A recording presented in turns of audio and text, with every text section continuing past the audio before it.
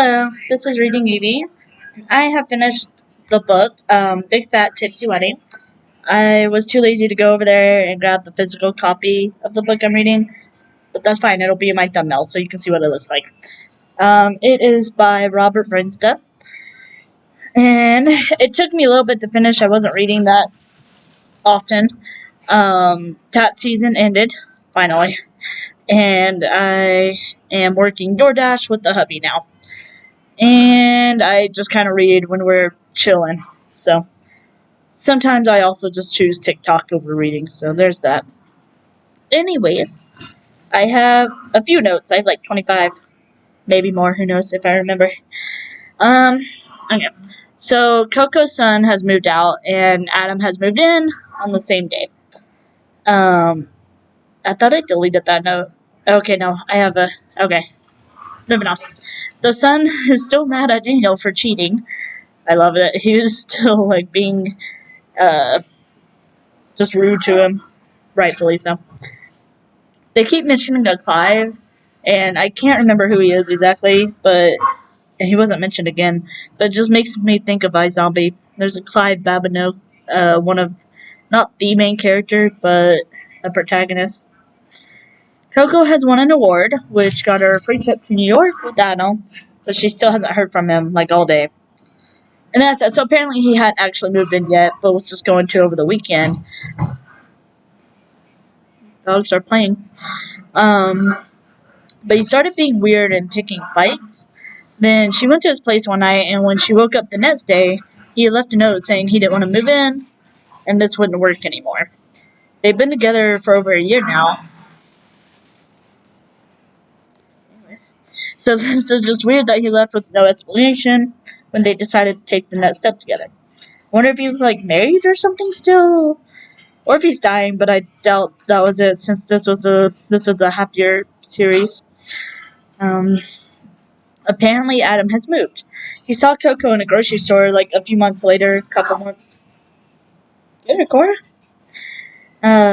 He saw her in a grocery store and just said, "Excuse me," and went to go pay and left. She had tried, like, she was in shock at first, and then she tried following him, but then lost where he went. So then she went back to his place, and then it wasn't his place anymore. Which kind of sucked because she, like, barged in, too. Her son got her a puppy to get over Adam. His name is Rocco. I forgot what type they said he was. I think it was, like, a Maltese or something. I can't remember. I looked it up whenever Googled it. It was so cute. Tony asked Coco to give Ethel her Christmas lunch, and Coco already had plans and ended up trying to cancel them and say yes. So, girls, I swear, just say no. Like, these people aren't your family anymore, and they don't even really like you. Meryl didn't even invite her to the Christmas that she planned. And she was invited this big, or not invited, she planned this big, watching the pasta. She planned this, like, big royal Christmas, or however they did it, down to, like, the minute. And she ended up having, like, breakdown, which is why Tony was asking Coco to give Ethel her Christmas lunch. Coco finally stood up to Ethel. I forgot this was in this book. It really did take a while to read it. Ethel ended up going to Slovakia with Coco and Erica, and on their Christmas day, all she did was moan and moan and moan. And, well, they decided to video call Daniel and found out he was with Meryl, I guess, or somewhere he said he wasn't going to be. I don't know. But anyway, so she hangs up the call, books Ethel a flight immediately out of the area. She puts her ass on the plane and called Daniel on the way to the airport that he will need to pick her up at a certain time. He tried yelling at her, and she just hung up. Later, he had the nerve to say she went too far. These people are idiots, I swear. Apparently, Adam was charged with fraud. $274,840 worth at his job, or 200,000 pounds. And it happened around the same time that he broke up with her. That wasn't really what I expected. I said I wondered if it was a good reason or if he was freed, because I know in the next book they're married. So somehow he gets freed. I read ahead. I didn't mean to, but okay, I did on purpose. Coco bribed Holly into telling her where Adam was, and the first thing Coco does after some silence when seeing him is punch him in the face. Feel you. Emails in this book are a lot longer. I just thought that was weird. It was like the first book, the longest email was probably maybe 2 pages, maybe 3. I don't think any was 4. And then these ones was like, they were like at least 5 pages, which was nice. Adam asked Coco to marry her. Marika was not happy about the engagement. She, so he was framed, and she was still just thinking that he was guilty, and just kept telling it to Coco. And of course, Coco believed him. And which, I mean, he was telling the truth. He was framed, so. But, so she was not happy.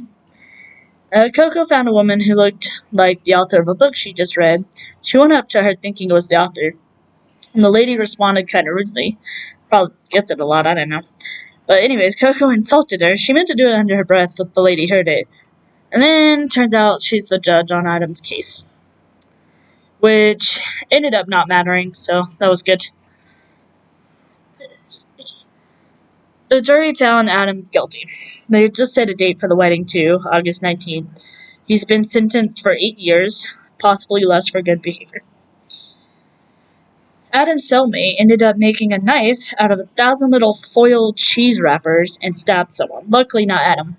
But the guy he stabbed seemed to be in stable condition, so that's good at least. We never did find out what happened to him. Which scared Adam, because he was like, it could have been me. I mean, it was his roommate, of course.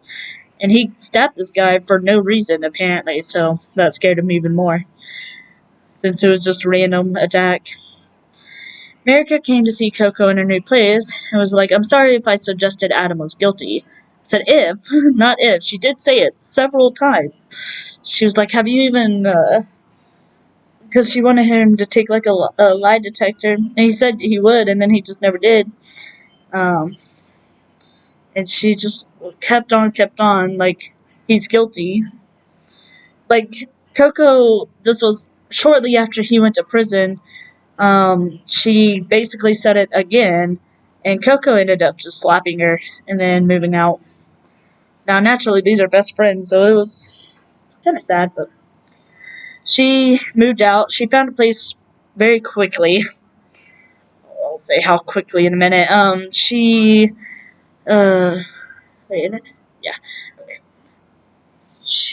was doing something, I can't remember, with her son or somebody, I don't know. And she found an older guy who was posting up rental signs or whatever, an advertisement. And he was literally just posting them. He didn't even have time to like really clean out the place or anything. And it was for his sister's place. She recently died, and so she was about to sell it. So I said, I think her new place is haunted. And then we find out the previous tenant, died the same day that he started advertising that Coco moved in. It's like, goddamn. Marika said she had a dream of an old lady dusting the bookshelves, because she ended up staying the night. They made up. And then Coco said she had the same dream 3 times already.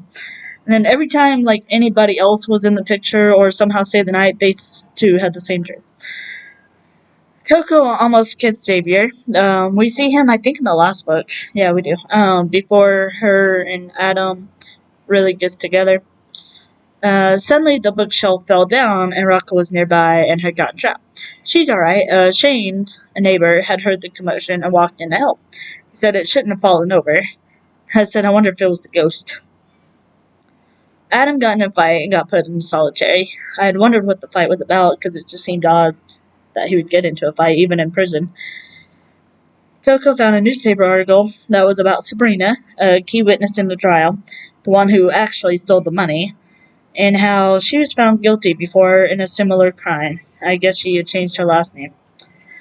Okay, never mind. I mentioned it in a minute. So I guess the fight was because they were in a library, and someone had a copy of Coco's book and wrote something bad about her. Oh, I said I had wondered if it was about Coco. For a second, I misread my writing, and I was like, I wonder if it's about Coco, and I was like, what? Anyways, Coco and her son follow Sabrina and Simon, her pal, or whatever, boyfriend, I guess, on the ferry they were on, and found the money. Now, Natasha, the lawyer, is going for a retrial. They ended up not having to. The judge went over the new evidence and whatnot, and they decided Adam, not Adam is a free man. So that happened, and then they go ahead. This was shortly before August 19th, and so they go ahead and get married. Sadly, the church they had wanted that they decided to get married in, I think that's where he proposed. No, I think it was no. He didn't propose there, but that's just where they decided to set their date, and so um, it had ended up burning down.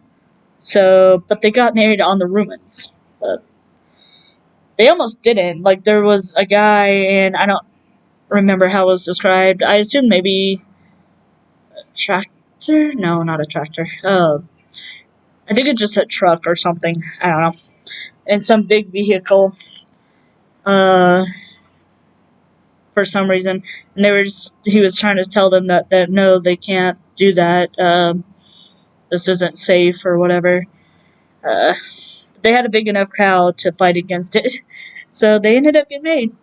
And now I am on The Consequences of Love and Sex, also by Robert Bryndza. It's the last book in the trilogy, so I'm kind of sad. I always hate finishing series. I'm always rushing to get to the next one, but I never want to finish the series. But hopefully it won't take me a month to read it. Maybe it will, maybe it won't. But oh well. Subscribe, like, and share, and do that to Etsy's Live. And follow us on TikTok, even though I don't post that often.